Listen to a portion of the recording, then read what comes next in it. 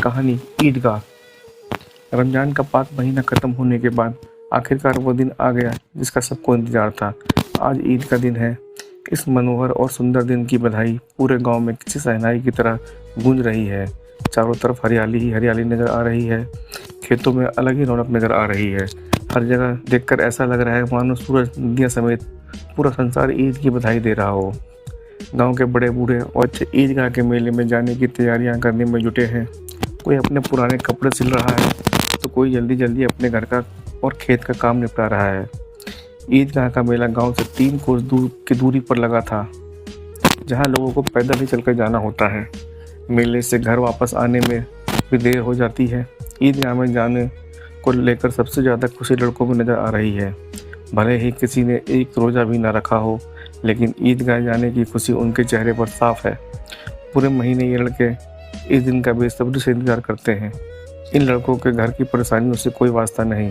घर में सेवइयाँ बनाने के लिए दूध और शक्कर हो या ना हो, इन्हें तो बस सेवइयाँ चाहिए।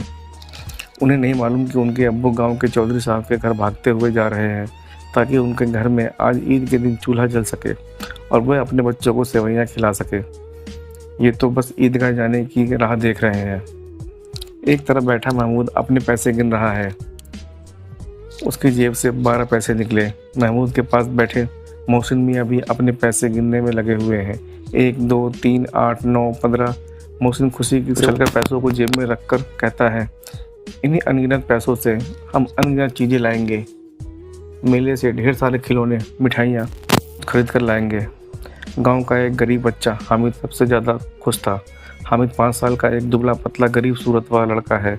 हामिद के पिता पिछले साल ही हैजे से मर गए थे। उसकी माँ का शरीर भी पीला पड़ गया था। इसके बाद वह भी इस दुनिया को छोड़कर चली गई। गांव में यह किसी को नहीं पता था कि हामिद की अम्मी के शरीर का रंग पीला क्यों हुआ था। परिवार के नाम पर हामिद के पास एक बूढ़ी दादी थी जिसका नाम था अमीना। अमीना ने हामिद को बताया था कि उसके अब्बा बहुत सारे पैसे कमाने गए हैं और उसकी अम्मी अल्लाह के घर उसके लिए अच्छे अच्छे खिलौने लेने गई है। ये ससुर दादी की ऐसी बातें सुनकर हामिद बड़ा खुश रहता था। वो कहता था जब उसके अब्बू और अम्मी वापस आएंगे तो ढेर सारे पैसे और खिलौनों से मोहसिन और नूरे और सभी को चढ़ाया करेगा। अपनी गरीबी से हामिद और अमीना दोनों ही वाकिफ थे। हामिद के पास एक भी जोड़ी जूते नहीं थे। उसके पास सिर्फ एक पुरानी और गंदी टोपी थी। यह सब सोचकर बूढ़ी अमीना अपनी कोठरी में बैठे रो रही थी कि आज ईद के दिन भी उसके घर में खाने के लिए कुछ नहीं। वह ईद के दिन को कोस रही थी कि जब उसे ऐसे ही अंधेरे में रहना है तो ईद आती ही क्यों है। तभी कोठरी में हामिद आता है और दादी से कहता है, तुम डरो मत, मैं मेले से सबसे पहले आ जाऊंगा। बूढ़ी अमीना परेशान थी कि गाँव के सभी बच्चे अपने वालिद के साथ मेले में जा रहे हैं। वह हामिद को अकेले गांव से इतनी दूर कैसे भेजे। कहीं वह मेले की भीड़ में खो गया तो क्या करेगी। उसके पास जूते भी नहीं है। 3 कोस कैसे चलेगा, पैरों में छाले पड़ जाएंगे। उसी दिन अमीना ने गांव की फहीमन के कपड़े सिले थे। बदले में उसे 8 आने मिले थे, जिसमें से 3 आने उसने हामिद को मेला घूमने और मिठाई खाने के लिए दे दिए और बाकी के 5 आने अपने पर्स में रख लिए ताकि ईद के दिन अगर घर पर धोबन, नायन और चुड़ीहारिन आए तो वो उन्हें सवैयाँ खिला सके।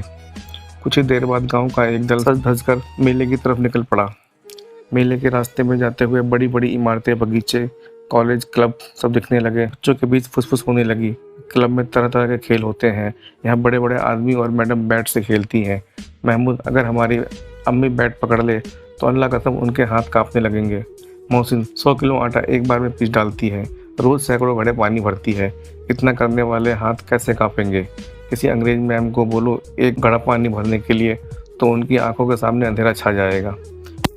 लेकिन हमारी अम्मी दौड़ या उछल कूद तो नहीं कर सकती। मोहसिन, हाँ, उछल कूद नहीं कर सकती, लेकिन गाय पकड़ने के लिए उनसे तेज तो मैं भी नहीं दौड़ सकता हूँ। आगे उन्हें हलवाइयों की दुकान मिली। मोहसिन ने कहा, अम्मा ने बताया था कि रात को जिन आते हैं जो दुकानों पर बची हुई सारी मिठाइयाँ खरीद ले जाते हैं और बदले में रुपए पैसे भी देते हैं। हामिद को मोहसिन की बात पर यकीन न आया। उसने पूछा, जिन को रुपए कहाँ से मिलते होंगे। मोहसिन ने बताया, जिनके पास खुद के खजाने हैं उन्हें भला पैसों रुपयों की क्या कमी होगी। तभी हामिद ने फिर पूछा, क्या जिन बहुत बड़े होते हैं। मोहसिन, हाँ, उनका सिर आसमान के जितना ऊंचा होता है, लेकिन अगर वो चाहे तो एक लोटे में भी घुसकर बैठ सकते हैं। हामिद, तो क्या जिन को खुश करने के लिए कोई मंत्र फूंकते हैं? मुझे भी पता चले तो मैं भी एक जिन को खुश कर लूँगा। मोहसिन, मुझे यह तो नहीं पता, लेकिन सुना है चौधरी के पास कई जिन हैं। उसके जिन तो चोरों और चोरी हुई चीज़ों का नाम भी बता देते हैं। एक दिन जुमराती का बछवा खो गया था। 3 दिन बाद भी जब वह नहीं मिला तो वो चौधरी के पास गए। चौधरी ने फट से बता दिया कि उसका बछवा मवेशी खाने में है। थोड़ा आगे चलने पर पुलिस लाइन पहुंच गए। एक बच्चे ने कहा, यहाँ सब पुलिस वाले रहते हैं जो रात रात भर घूमकर घरों में चोरियां होने से रोकते हैं। यह बात सुनकर मोहसिन बोला, गलत कह रहे हो तुम। शहर के सारे चोर डाकू इन पुलिस वालों से मिले होते हैं। चोरों से कहकर ये दूसरे मोहल्ले में चोरी करवाते हैं और खुद किसी दूसरे मोहल्ले में पहरा देते हैं। मेरे मामा खुद एक पुलिस वाले हैं। महीने में उनको 20 रुपये तनख्वाह मिलती है, लेकिन वह घर वो 50 रुपये देते हैं। मैंने उनसे पूछा भी था कि इतने रुपए कहाँ से आते हैं, तो उन्होंने कहा कि अल्लाह देते हैं। वह चाहे तो एक दिन में लाखों भी कमा सकते हैं, लेकिन फिर बदनामी ना हो इसलिए इतना ही लेते हैं। इतने में हामिद बोला, अगर ये लोग खुद चोरी करवाते हैं तो फिर इन्हें कोई पकड़ता क्यों नहीं? मोहसिन, अरे इन्हें कौन पकड़ सकता है, क्योंकि पकड़ने का काम तो इनका खुद ही है।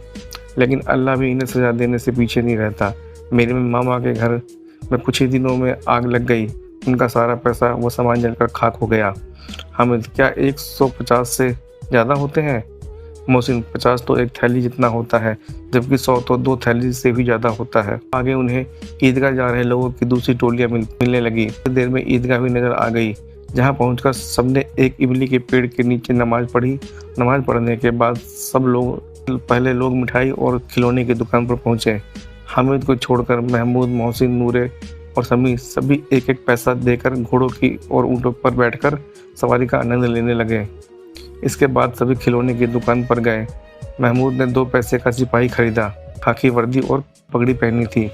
उसके कंधे पर बंदूक भी थी। मोहसिन ने भी 2 पैसे में पानी पिलाने वाली किश्ती खरीदी। उसकी कमर झुकी हुई थी और उसके ऊपर पानी भरने वाला मशक रखा हुआ था। नूरे ने भी 2 पैसे में वकील खरीदा, जिसके काले और सफ़ेद रंग का कपड़ा पहना हुआ था। उसके कपड़े की तरफ जेब में घड़ी, सुनहरी जंजीर और एक हाथ में कानून का पोथा था। वहीं हामिद सोच रहा था कि अगर ये खिलौने एक बार नीचे गिर जाए तो सब बर्बाद हो जाएगा। इसलिए उसने खिलौने को खरीदने में दिलचस्पी नहीं दिखाई, लेकिन मन ही मन वह उन खिलौनों को हाथ में लेने के लिए उत्सुक हो रहा था। मोहसिन, मेरा किश्ती हर रोज़ पानी पिलाएगा मुझे। महमूद, मेरा सिपाही मेरे घर की पहरेदारी करेगा। नूरे, मेरा वकील हर दिन नया मुकदमा लड़ेगा। समी, मेरी धोबिन हर रोज़ कपड़े धोएगी। आगे बढ़े तो मिठाइयाँ दिखी। यहाँ भी हामिद को छोड़कर किसी ने रेवड़ी खाई तो किसी ने गुलाब जामुन, किसी ने हलवा। हामिद बस ललचाई आंखों से सबको घूर रहा था। मोहसिन ने चिढ़ाते हुए कहा, हामिद, रेवड़ी खा लो, इनकी खुशबू बहुत अच्छी है। हामिद मोहसिन के पास जाता है और उसके सामने हाथ फैलाता है। मोहसिन ने एक रेवड़ी निकाली और हामिद को दिखाते हुए उसे खुद खा गया। यह देखकर महमूद और नूरे सभी तालियां बजाकर हंसने लगे। तभी महमूद कहता है, हम तुम्हें गुलाब जामुन खिलाएंगे। मोहसिन तो शरारती है। इस बार हामिद ने साफ साफ उन्हें मना कर दिया कि वो मिठाई नहीं खाएगा। मिठाइयों की दुकान के बाद मेले में कुछ लोहे की चीज़ें की दुकान थी, जहाँ पर तरह तरह के नकली गहने भी थे। लड़कों को इसमें कोई दिलचस्पी नहीं थी, तो वो मेले में आगे बढ़ गए और शरबत पीने लगे। लेकिन हामिद एक चिमटे की दुकान के सामने खड़ा हो गया। उसे याद आया कि रोटी बनाते समय उसकी दादी के हाथ जल जाते हैं। उसने सोचा कि अगर वह चिमटा खरीद लेगा तो दादी का हाथ नहीं जलेगा और वह उसे ढेर सारी दुआएं भी देगी। हामिद दुकानदार से चिमटे की कीमत पूछता है। पहले तो दुकानदार हामिद को मना करता है कि यहाँ उसके काम की कोई चीज़ नहीं, लेकिन बाद में उसने बताया कि एक चिमटे की कीमत 6 पैसे है। अगर उसे लेना है तो वह 5 पैसे लगा देगा। हामिद ने कहा, क्या 3 पैसे में दोगे यह चिमटा? हामिद को लग रहा था कि दुकानदार उसे डांटेगा, लेकिन दुकानदार ने डांटने की जगह हामिद को 3 पैसे में चिमटा बेच दिया। चिमटे को हामिद ने अपने कंधे पर किसी बंदूक के जैसा रखा और अपने दोस्त को दिखाने लगा। मोहसिन और महमूद ने हामिद के चिमटे का मजाक बनाते हुए कहा, क्या भला चिमटा भी कोई खिलौने की चीज़ है? हामिद ने जवाब दिया, हाँ, मेरा चिमटा भी एक खिलौना है। कंधे पर रखूँ तो यह बंदूक लगती है, हाथ में ले लूँ तो यह किसी फ़कीर का चिमटा लगता है।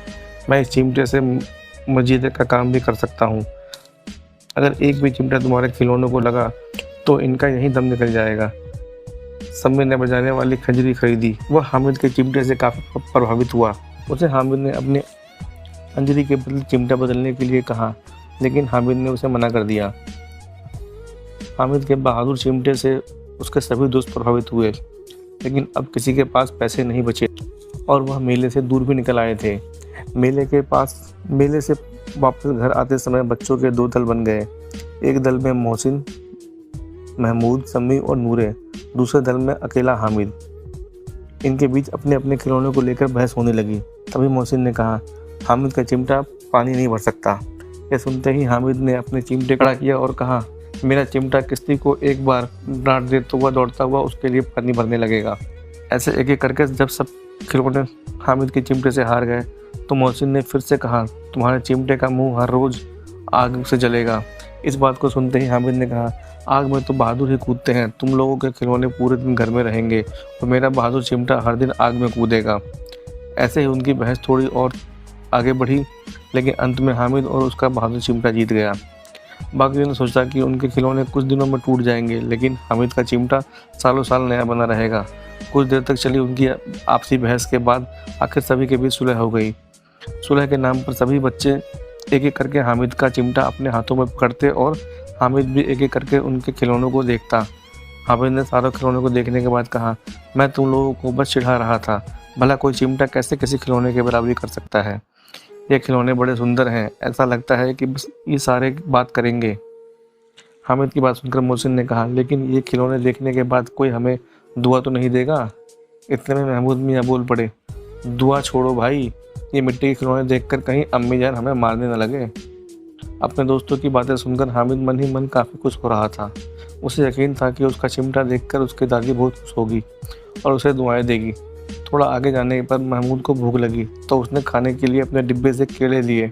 इस बार उसने हामिद को भी केला खाने के लिए दिया। ये केला हामिद को उसके चिमटे की वजह से मिला था।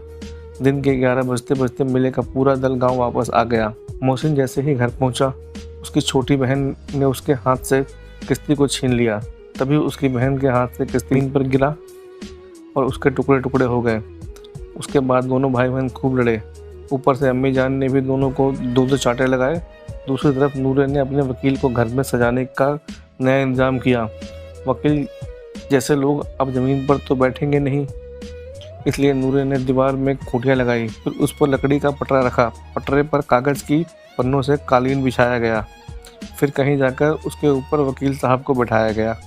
वकील साहब को गर्मी ना लगे इसके लिए नूरे बांस के पंखे से हवा करने लगा, लेकिन हवा का झोंका लगते ही वकील साहब पटरे के सिंहासन से सीधा ज़मीन पर गिरे और वो भी मिट्टी में मिल गए।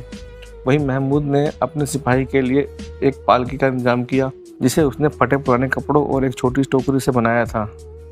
फिर उसने सिपाही साहब को लिटाया। इसके बाद महमूद और उसके दोनों छोटे भाई टोकरी को सिर पर रखकर इधर उधर घूमने लगे। उसके छोटे भाई अपनी तोतली आवाज़ में छोने वाला जागते रहो कहकर पुकारते चला जा रहा था। अंधेरे का समय था। इसी दौरान महमूद को ठोकर लगी और उसकी टोकरी नीचे गिर गई। इस हादसे में महमूद के सिपाही की एक टांग टूट गई। इसके बाद महमूद ने खुद ही उसका पैर ठीक करने का फैसला किया। टूटे हुए पैर को जोड़ने के लिए गुल्लर का दूध लाया गया, लेकिन ये तरकीब काम न आई। बदले में सिपाही की दूसरी टांग भी तोड़ दी गई। अब हामिद मियाँ की बात करें तो वो जैसे ही अपने घर पहुंचा, उसकी दादी ने उसे गले लगा लिया। फिर उसके हाथ में चिमटा देखकर बड़ी ही हैरानी से पूछा, यह चिमटा किसका है? हामिद, मैंने मेले से खरीदा। अमीना, कितने पैसे में?